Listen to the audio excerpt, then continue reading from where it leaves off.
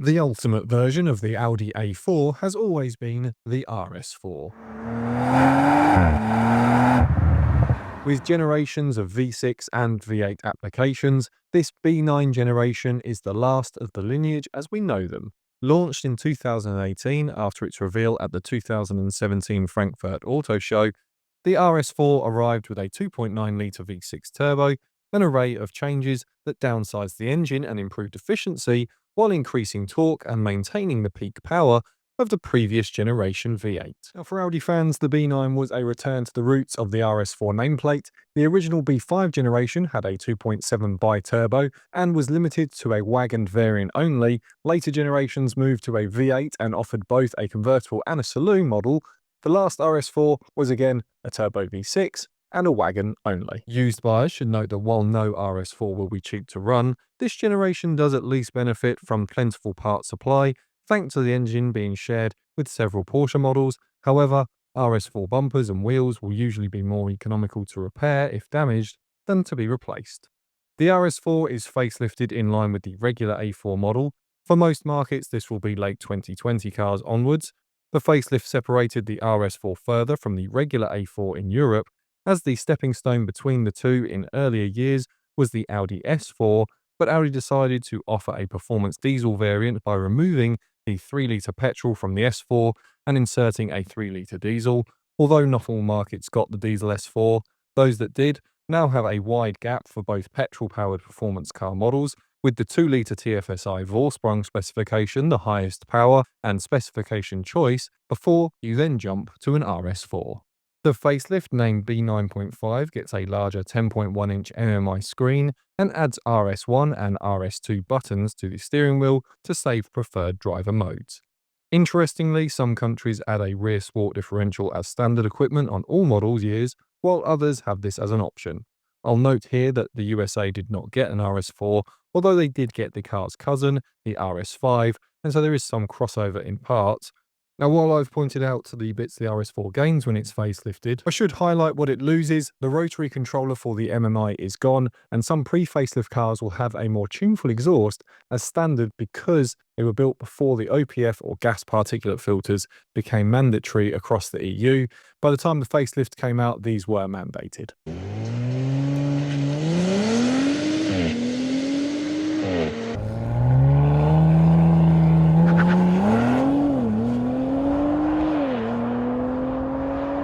You should also note that the B9 RS4 does not use the 7-speed dual-clutch gearbox of its predecessor in any year. Instead, it gets an 8-speed ZF from the 8 HP family, this time coded AL552. Now, I'll cover the common faults in a moment, but first I want to highlight 3 things that should make you consider walking away from an RS4 altogether. The first is any obvious signs of leaks or weeping from the shock absorbers on cars fitted with dynamic ride control, or DRC for short. You may also have a knocking noise on smaller bumps, so you can find a bumpy road, get the window down and have a listen. The costs on this repair do mount up very quickly, and honestly, unless you're confident you know exactly what the cause is, just walk away. Just accept that it's going to be too much money and walk away. The second check is to turn the car into a couple of tight circles and listen for any chattering noise from the differential, especially on those fitted with sport differentials, as fitted to standard on UK cars.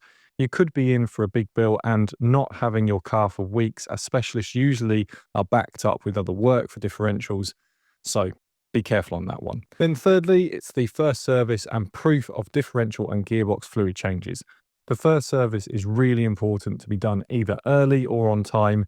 It won't have had any effect on the car in its early life, but it has been the suspected reason that few RS4s have had massive issues in their engines later on in life. So if you see one priced cheap and the seller offers you a receipt for some brake pads 4 years ago and an invoice for an oil change 3 years earlier, you probably aren't getting a bargain, but inheriting a headache. Moving on to safety, and the RS4 was not specifically tested, but the A4 on which it is based was crash tested in 2018 by Euro NCAP and scored a full 5 stars. Specification on the RS4 is split into 3, however countries did have special editions added on top.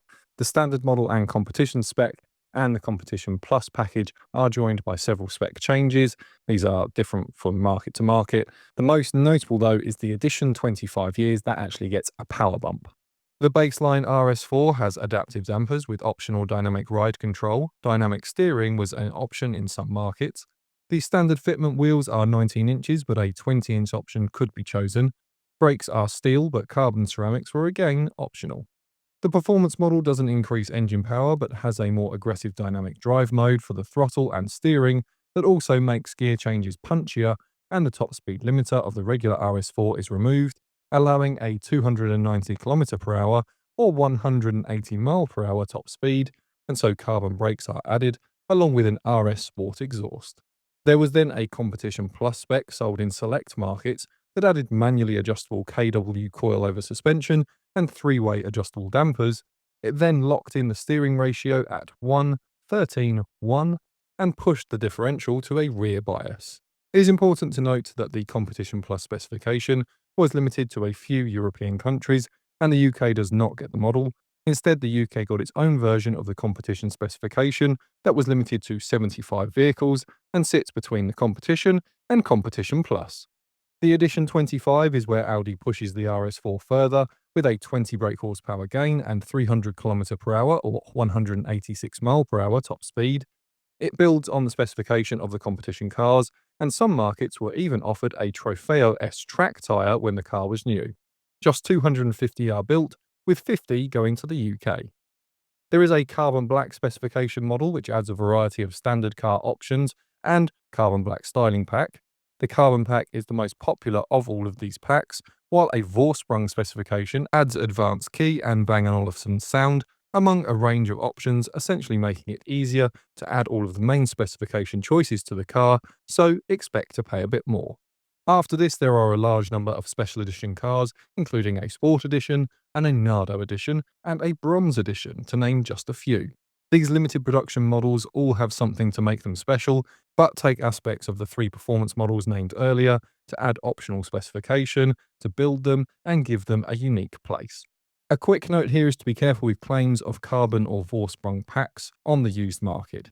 It is more than just some painted bits in black, and some owners may pass off their standard car as something special of an addition because they think that is what they own. Moving on to the common faults, and a reminder that there are over 200 guides on the channel, so subscribe to make the Miles Driven your go-to place to check out cars you're interested in. First up on the checklist is the front suspension, with front arms suffering heavy loading to give the performance ride that you would expect from an RS4, but these will wear the bushes fast, and any clunk or knock from the suspension could mean a pair of front arms, which will then need an alignment to keep the chassis compliant. Tyre wear needs to be closely monitored on the RS4, as the front to rear tolerance of tyre wear is less than 2mm, and while plenty of owners running on a shoestring will ignore this and then sell when it starts to cause problems, if you want to keep your RS4 running at its best, a monthly check and acceptance that a single puncture could result in 2 or even 4 tyres to keep the system running perfectly will avoid big bills further down the line. Brake squeal and a lip on the edge of the discs is pointing you in the direction of both an owner that hasn't been too worried about maintenance and possible larger bills if the pads are worn to the near metal or metal on metal contact. This is a simple check, but unless an owner is forthcoming with worn brakes and honest about the need to change them, you may need to take a closer look at the 3 issues that I mentioned earlier on camera to double check you aren't buying a problem.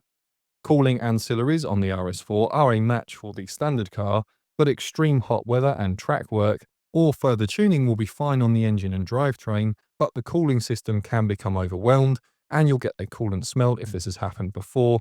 If the car is tuned, then check for any evidence of service checks on the cooling system. A simple remap should be fine if the car isn't used for track work, but Audi themselves could only find another 20 horsepower while keeping the cooling system in check, and so more than that and some upgrades should be on your wish list. If possible, have a look for any signs of oil at the back of the engine or around the under trays. Unfortunately, a leak from the oil filter housing is hard to spot without a very good eye or access from underneath. This isn't a huge issue if the car has not been run low on oil, but will need a fiddly repair to replace it, which may cost a bit more than you were expecting. I mentioned limits of the cooling system earlier, but the gearbox is also worth checking for any sloppiness. These are advised as sealed for life by Audi, but specialists ignore this and say that changing the oil every few years can not only help preserve the mechanicals for longer, but also keep the performance of the gearbox, which will slow slightly if circulating old oil, particularly if you do decide to set the local track record for carrying a wardrobe. The MMI system has worked fairly well for most owners, but later owners say that on rare occasions the haptic feedback hasn't worked, and quotes to replace it were eye-watering. Fortunately, most issues are resolved with a software reset. I'll remind everyone that 0.5 to 1% of cars will have common faults, and experiencing all of them means you bought a car that you knew would be trouble or didn't view before handing your money over, because it is quite rare to face more than 1 to 2 of these problems. Next up are the recalls, and the RS4 was clearly well put together, as Audi only had a few global recalls at the time of this video, although it is still new and some A4 recalls may later be applied to the RS4. In 2019, a recall for front shock absorbers due to a batch found at risk of separating at the fork on early produced RS4 models. In 2021, there were 3 recalls, the first for front seatbelt warning chimes not working correctly, the second for trailing arm lock nuts which were found to be misaligned on a batch of cars, and then this was followed by a correction in the repair manual as some vehicles left dealers with incorrect alignment after the rear axle nut issue. A quick note that in some markets that last recall of 2021 was carried out in 2022. Now onto the engine, and it is a 2.9 litre twin-turbo V6 carrying engine code EA380, designation DECA, and is known as a hot V design engine with the turbo sat in the V of the engine to improve responsiveness of the throttle.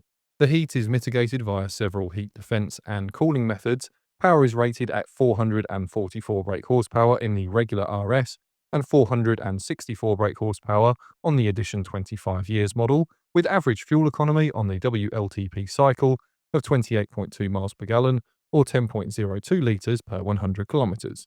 So far, these engines are proving resilient, especially in standard form, but they are sensitive to servicing and need to be well maintained to stay at their best.